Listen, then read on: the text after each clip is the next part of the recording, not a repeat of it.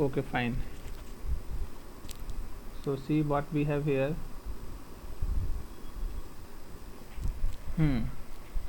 So can you see my, is it visible? Yes, sir. So today we are discussing the 3D chapters. 3D.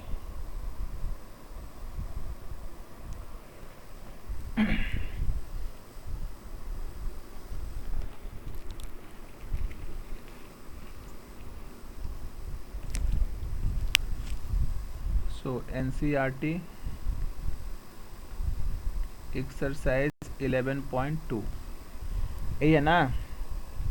हाँ sir. We have question number 8. Question is find the angle between the two lines given to us.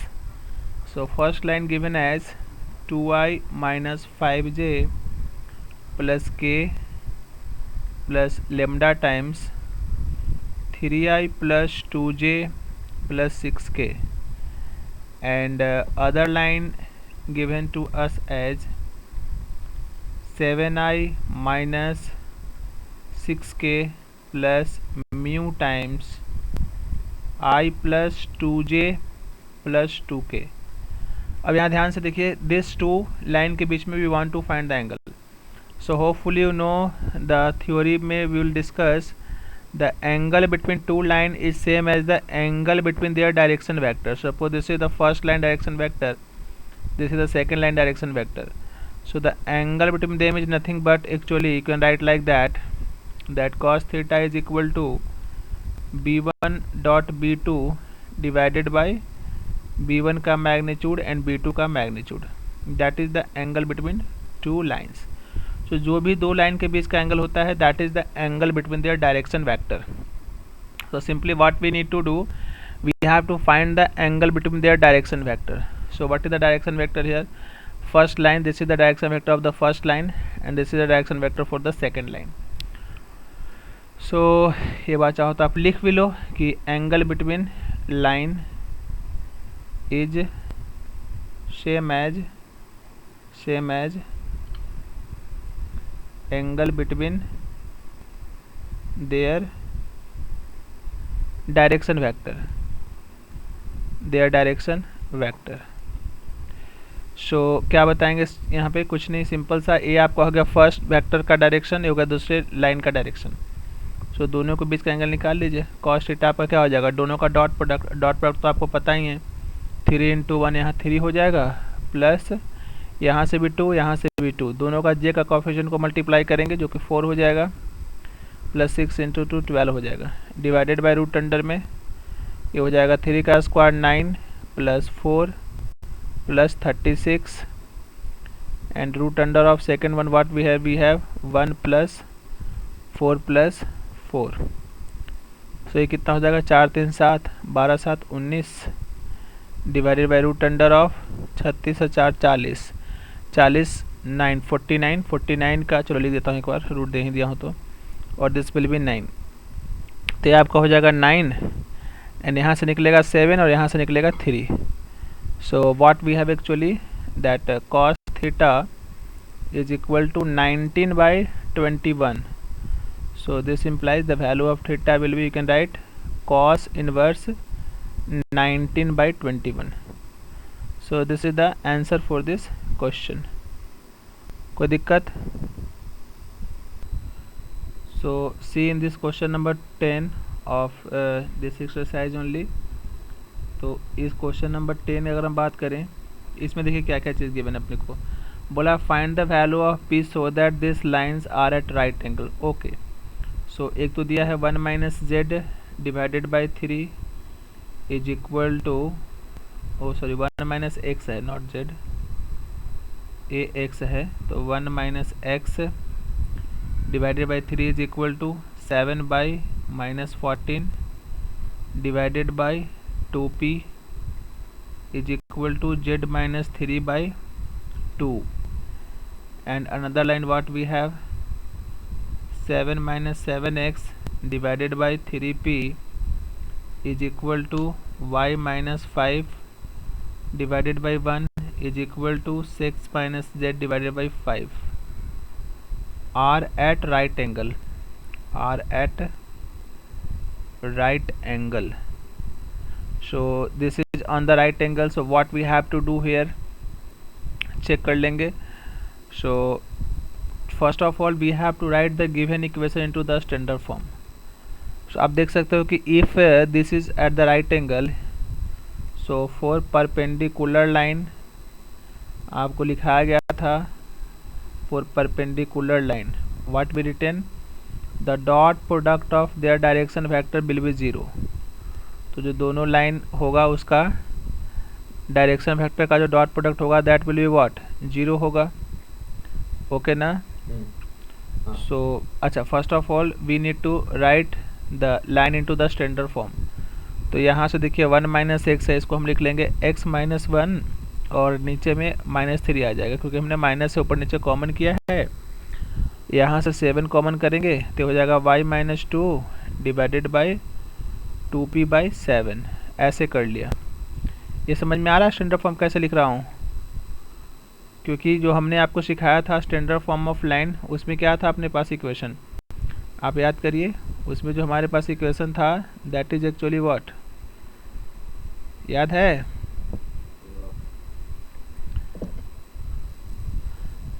Standard equation of line में क्या लिखाया था, x minus x1/a ना, है कि नहीं याद?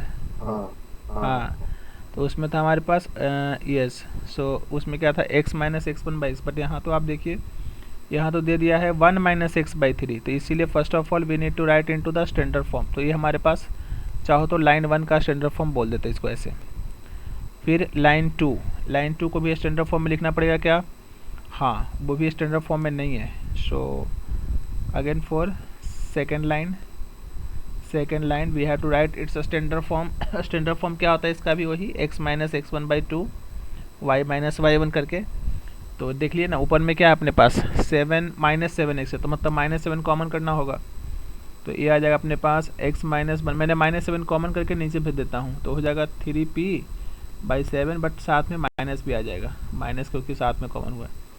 Then y minus 5/1 is equal to z minus 6 नीचे में आ जाएगा -5, z माइनस 6 मतलब ऊपर नीचे मैंने माइनस से मल्टीप्लाई कर दिया, कोई दिक्कत नहीं. तो this is the second line. So let us write its direction vector. So what is the direction vector? So आप फर्स्ट लाइन के लिए देख लो, यहाँ से जो नीचे लिखा रहता है यही तो होता है डायरेक्शन वेक्टर का डायरेक्शन रेशियो. तो it will be -3i, then what we have here plus 2p/7j and then plus 2/k. And second line what we have b2, that we have minus 3p/7i plus j minus में हो जाएगा 5k. Now for perpendicular line आपने लिखा है क्या, दोनों का dot product 0 हो जाएगा सर, कर दो. तो ये 3 माइनस माइनस तो प्लस हो जाएगा पहली बात, और ये हो जाएगा 9p/7. यहाँ पे 2p/7 और यहाँ 1 है तो हो जाएगा अपने पास कितना 2p/7 ही हो जाएगा सर, प्लस ये हो जाएगा 2 इंटू -5, तो दिस विल बिकम्स -10 हो जाएगा और इसका डॉट प्रोडक्ट 0 आ जाएगा. Now what we can do, 9 और 2 11p divided by 7 is equal to 10. So from here what is the value of p is equal to 70/11. So ए हमारा आ गया p का value, that is the 70/11. Okay. हाँ, next बोल दीजिए. So this is the question based on the shortest distance between two line. Formula याद है क्या, क्या होता था बोल दीजिए, shortest distance between two line. हाँ, b1 cross b2 into a2 minus dot product a2 minus a1 divided by magnitude of b1 cross b2. And for the skew line के लिए ही था, for the parallel line parallel. Also b vector vector product a vector a2 vector minus a1 vector by b vector magnitude. Okay. तो देखिए ये था अपने पास for the skew line, ठीक है. and for the parallel line this will be simply b cross a2 minus a1 and divided by magnitude of 2. ये होता है क्या? So now see the question number 13. This question said that we have to find the shortest distance between two given line. The first line is x plus 1 कितना है divided by 7 है ना, is equal to second line और second term क्या है बोल दीजिए, y plus 1 by minus 6 is equal to z plus 1 by 1. ठीक लिख रहा हूँ क्या? एंड सेकेंड अपने पास है x minus 3 by 1 is equal to y minus 5 by minus 2 is equal to z minus 7 है, शायद 7 है क्या, z माइनस 7 बाई 1 ना, ये क्या देख लीजिए, z माइनस 7 बाई 1 है शायद. ओके ना? सो देखिए क्या दोनों लाइन पैरेलल है. How will identified the parallel line? So parallel के केस में क्या होता है, जो डायरेक्शन रेशियो का कोफिशिएंट्स मतलब इसका रेशियो सेम होगा. तो ये तो 7 बाई 1 है बट यहाँ माइनस 6 बाई 2 तो 7 के बराबर नहीं होगा ना, तो नॉट पैरेलल है, means this is the skew line. So we have to find the shortest distance between them. तो simply will use the skew formula जो है ऊपर में, ये वाला फार्मूला लगा लेंगे हम. So first of all what we need to do, we need to find the b1 cross b2. तो चलिए सबसे पहला काम तो ही करते हैं, will find the b1 cross b2. So what it will be, i j and then k, 7 minus 6 1 1 minus 2 and then 1, and we have to solve this one. So I को बाहर लेंगे तो ये हो जाएगा अपने पास माइनस 6 प्लस 2, माइनस जे को बाहर लेंगे so it will be 7 minus 1, plus के को बाहर लेंगे it will be what, minus 14 and plus 6 I think. हाँ, सो ये कुल मिला के आ रहा है अपने पास minus 4 into I, minus 6 into J and minus 8 6 14, 8 into K. तो that is the value of our b1 cross b2. ठीक है ना? So now we have to find the a2 minus a1. So what is the value of a2 minus a1? a2 means point on the second line, you can check. तो ये हो गया sir अपने पास 3 minus 1 into I, I am writing directly, ये हो जाएगा 5 plus 5 minus 1 into J and then plus it will be 7 minus 1 into K. So what we got this value as 2i plus 4j plus 6k. So this is the a2 minus 7 vector. So what is the formula we have? If you check, so the shortest distance formula, दोनों का dot product लिखना होता है. तो दोनों का इसका और इसका डॉट प्रोडक्ट में क्या हो जाएगा, i का कोफिशिएंट i के साथ मल्टीप्लाई, j का j के साथ, k का k के साथ कर लो. ये हो जाएगा माइनस 4 इंटू 2 माइनस 8 हो जाएगा, देन माइनस 6 इंटू 4 माइनस 24 हो जाएगा, माइनस 8 इंटू 6 सो 8 6 48 माइनस 48 हो जाएगा, minus 48 whole divided by what, इसका मैग्नीट्यूड का स्क्वायर. नीचे में क्या है, root magnitude of b1 cross b2 ना, so we have to take the magnitude of this. So this will be magnitude of b1 cross b2 कितना हो जाएगा, 16 प्लस में 36 प्लस में 64 का मॉड, लाइक दैट. सो ये कितना हो जाए, is that we have to add the upper value. तो 8 4 12 32 और ये हो जाएगा आपका 48. तो 8 2 10 4 3 7 1 8, यानी कि ऊपर वाला वैल्यू 80 आ रहा है. मॉड में है तो ऐसे चाहो तो माइनस लिख लो, बट मॉड में तो प्लस ही हो जाएगा फाइनली. एंड ये हो जाएगा मेरे ख्याल से 70 100 हो रहा है ना, 100 ये हो रहा है 116 हो रहा है रूट अंडर में का मॉड. तो इसको जब नेगेटिव को कर देंगे पॉजिटिव तो it will be 100 divided by root under 116. तो 116 को तो कुछ नहीं कर पाएंगे ना, और अगर इसको और छोटा कर पाएंगे तो कर लेंगे. दिस इज द आंसर, और यहीं भी छोड़ सकते हैं, कोई दिक्कत नहीं. क्लियर? हाँ sir. So next we are going to discuss the next chapters, that is what we have LPP, linear programming problem. पहले तो एक्चुअली क्लास 12th में ये मतलब इसका वर्ड प्रॉब्लम भी आता था, but now word problem has been removed from the syllabus. Okay, so linear programming problems, और काफ़ी इम्पॉर्टेंट है और बहुत इजी भी है, इसमें कोई ज़्यादा डिफ़िकल्टी नहीं होता है। One of the easiest chapters, 5 to 6 marks के लिए आप इसको रेडी करेंगे, 1 से 2 दिन में हो जाता है, बहुत आसान है। ठीक है, कौन सा चैप्टर है? चैप्टर नंबर एनसीईआरटी में 12 है। 12 हो गया ना, ठीक है। देखिए, दो चीज़ देखेंगे पहले, एक तो इसमें इनइक्वलिटीज़ का क्वेश्चन आता है। सो इनइक्वलिटीज़ होता है क्या है सर? इनइक्वलिटीज़, सो इनइक्वलिटीज में लिख सकते हो mathematical expression, mathematical expression, mathematical expression, mathematical expression involving a sign हो जाए, ए साइन हो जाए, ऐसे और ऐसे, है ना, is called inequalities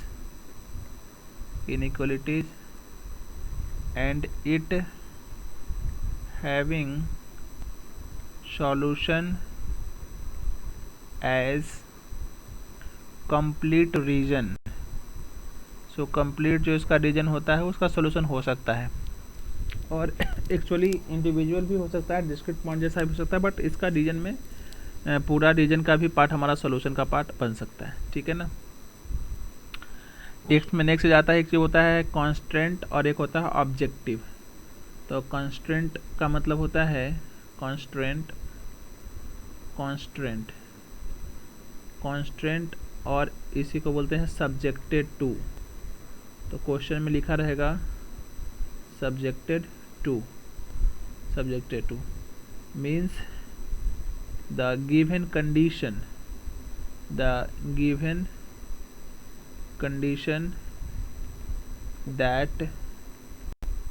that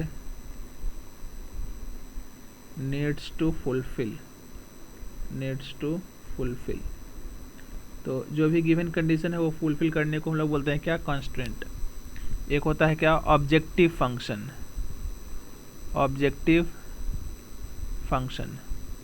so what is objective function? The things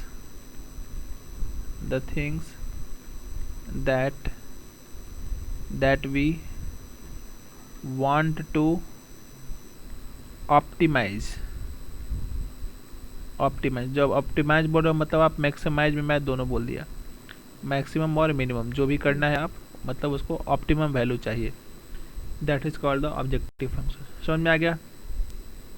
अच्छा, एक चीज़ और सीख लेते हैं कि हेयर अपने पास if we have any coordinate system and if we take any line,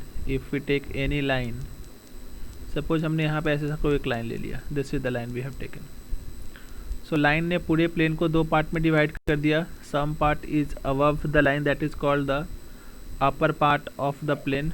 upper part of the plane, ये प्लेन का ऊपर पार्ट का हो गया, ये आपका एक से मान लीजिए वाई है, और प्लेन के नीचे वाला पार्ट हो गया लोअर पार्ट, और लोअर मोस्ट पार्ट भी लिखते हैं कई बार, lower most part. Important point क्या है कि for any inequality whatever is the sign for a point, the same sign it will contain for the entire point in this region. मतलब किसी भी रीजन में एक पॉइंट का जैसा साइन होगा, बाकी सारे पॉइंट का भी सेम टू सेम साइन होगा। जैसा एक पॉइंट का साइन होगा वैसा ही बाकी सारे पॉइंट्स का साइन होगा। क्लियर है? क्या बोलना चाहता हूँ जी? ओके, ठीक है ना? हाँ, तो बस अब इसमें क्वेश्चन से दिखाता हूँ। इसमें थ्योरी ज़्यादा कुछ समझाने का नहीं है, क्वेश्चन दिखा देता हूँ, क्वेश्चन कैसा पूछा जाता है, आप सारे क्वेश्चंस बना पाएंगे। So next we having the कौन सा? सबसे पहले 12.1, आई थिंक इसमें एक या दो एक्सरसाइज ऐसे दिया हुआ है। एक ही का साइज है क्या? शायद हाँ एक ही है इसमें, तो एक ही है ना कि दो है? एक मिनट भी। एक्सरसाइज 12.1 पहले बात करते हैं हम लोग।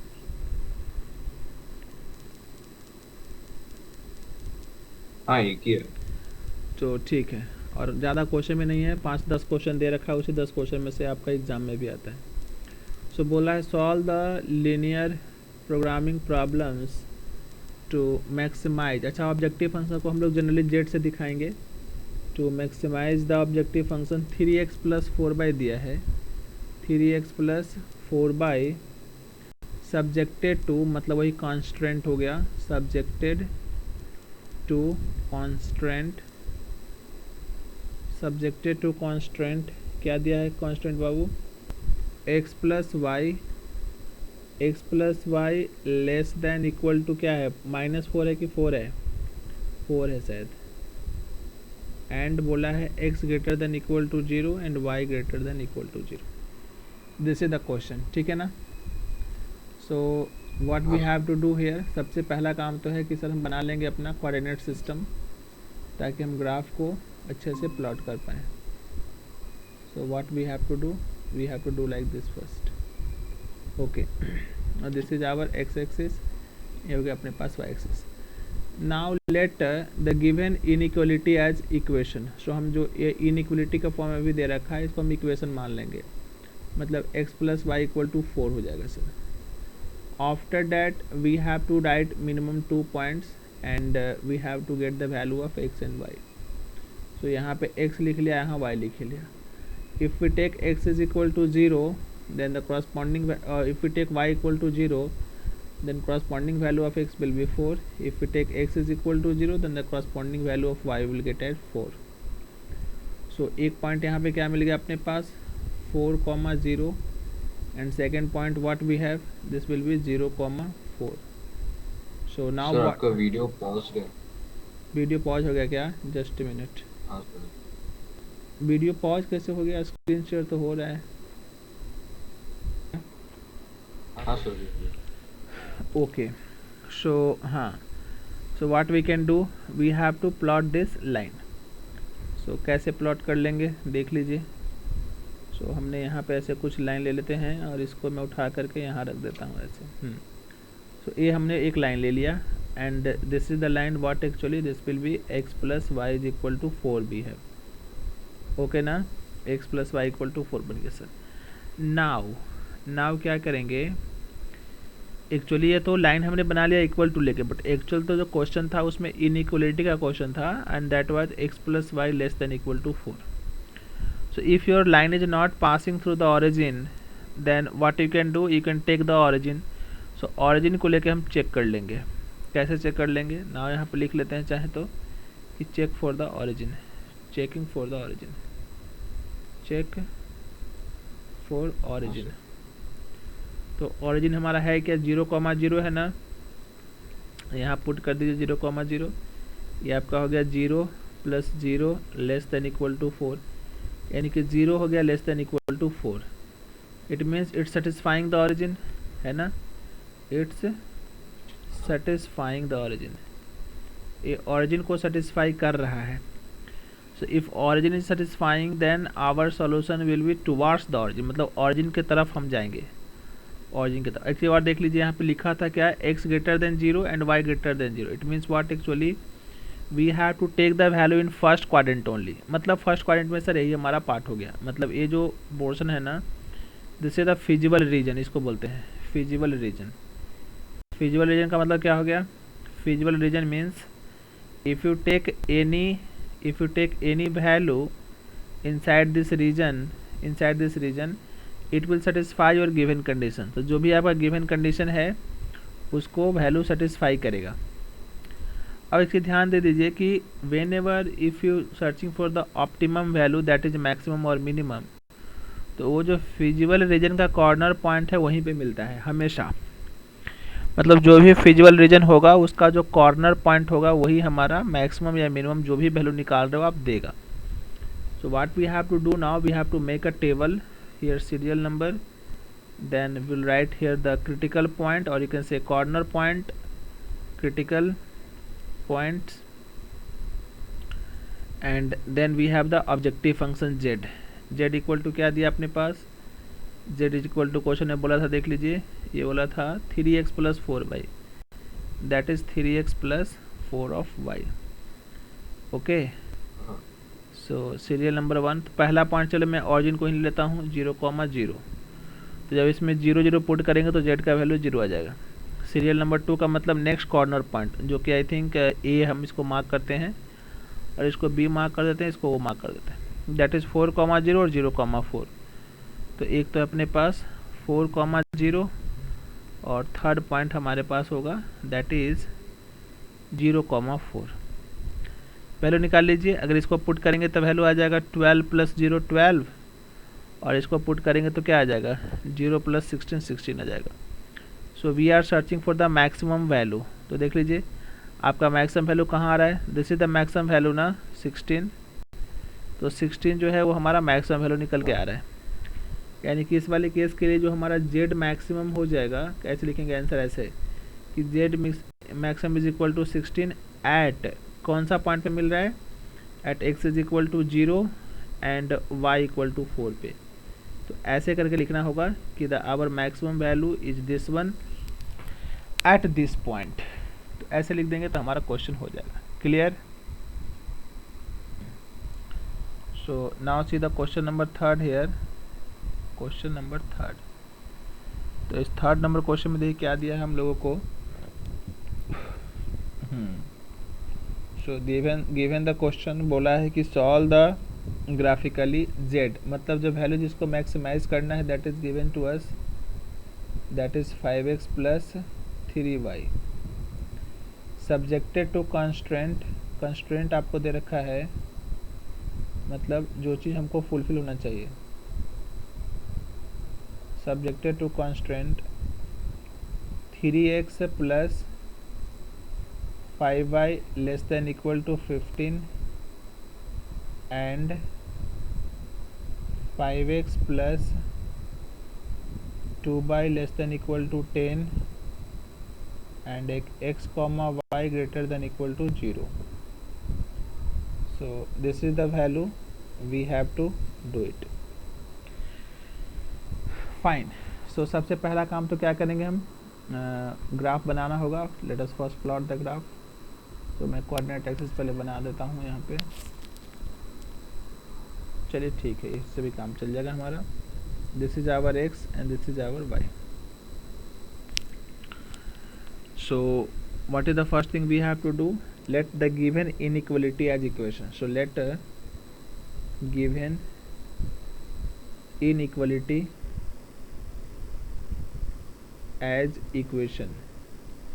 तो जो भी गिवन इनइक्वालिटी हो उसको हम इक्वेशन मान के सबसे पहला काम करेंगे, उसको हम ड्रॉ कर लेंगे, लाइन को प्लॉट कर लेंगे. So what is the first given inequality we have, 3x plus 5y इसको इक्वल टू 15 कर लेंगे.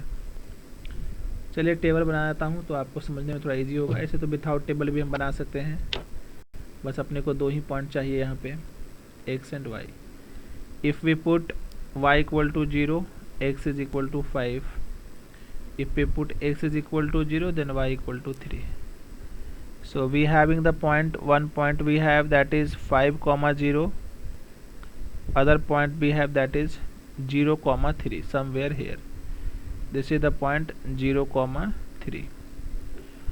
Let us draw this line. So इसको हम draw कर लेते हैं पहले. तो इसको मैं इधर उठा कर रख देता हूँ. ये कहाँ चला गया भाई, just minute.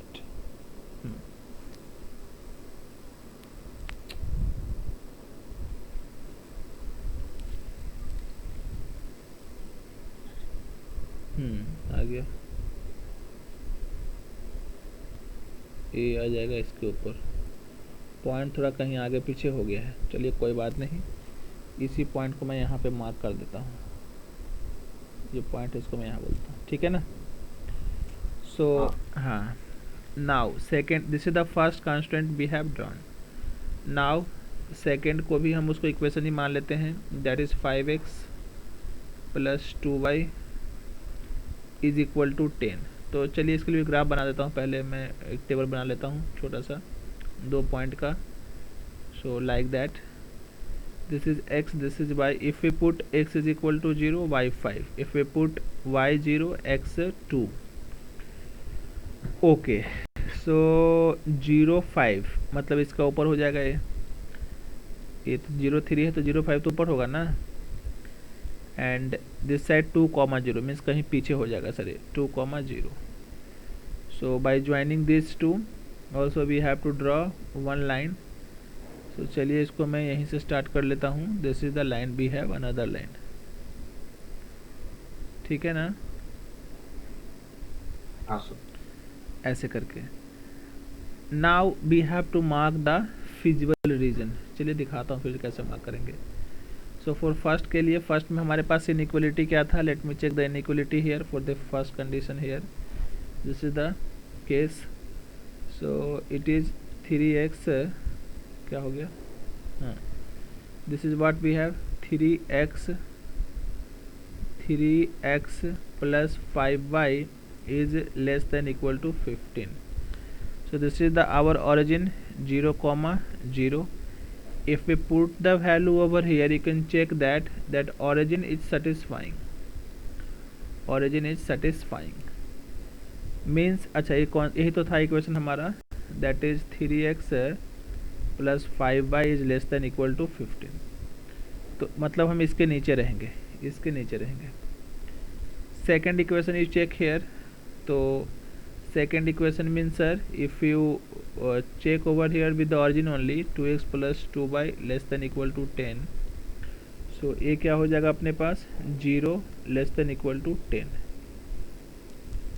Means this is also satisfying means हमको इस लाइन के नीचे रहना है। दोनों लाइन का नीचे का मतलब क्या है, this is our favourable region, this is our favourable region, this is the point है ना। So this is the favourable region और ये जो पॉइंट मार्क कर रहा हूँ these are the corner point भी है।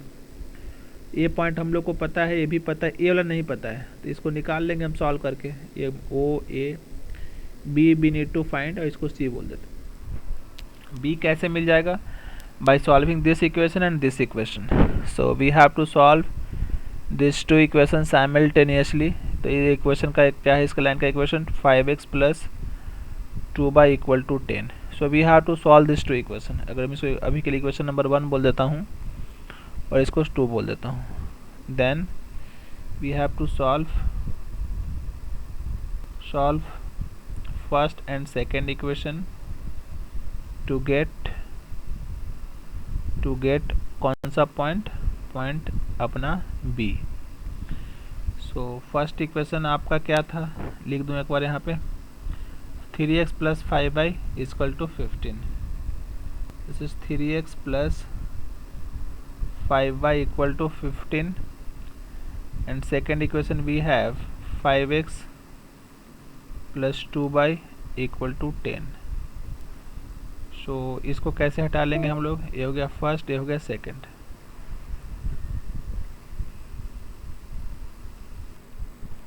सो ठीक है, देख लीजिए। So what we have to do now, we have to solve this two equation simultaneously. तो इसको मैं 5 से कर देता हूँ मल्टीप्लाई, इसको 2 से।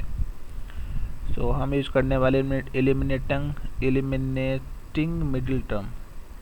ये क्या होगा अपने पास 6x plus 10y is equal to 30 और ये हो गया अपने पास 25x plus 10y is equal to 50।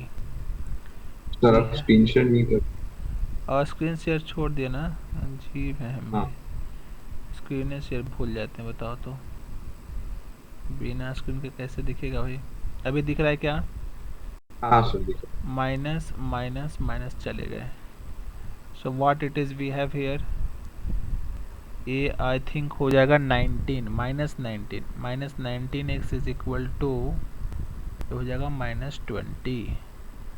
X का वैल्यू हो रहा है 20/19 और कैलकुलेशन एक बार चेक कर लेना होगा। Now put this value in the any equation. चलिए फर्स्ट में पुट कर देता हूँ। So we are putting this one in first equation. So what it is 3 × 20/19 plus 5 into y is equal to 15 we have. So what it is here, 60 by 19 plus 5 into y is equal to 15, ठीक है ना. So from here what is the value of 5 by, ये हो जाएगा 15 minus 60 by 19.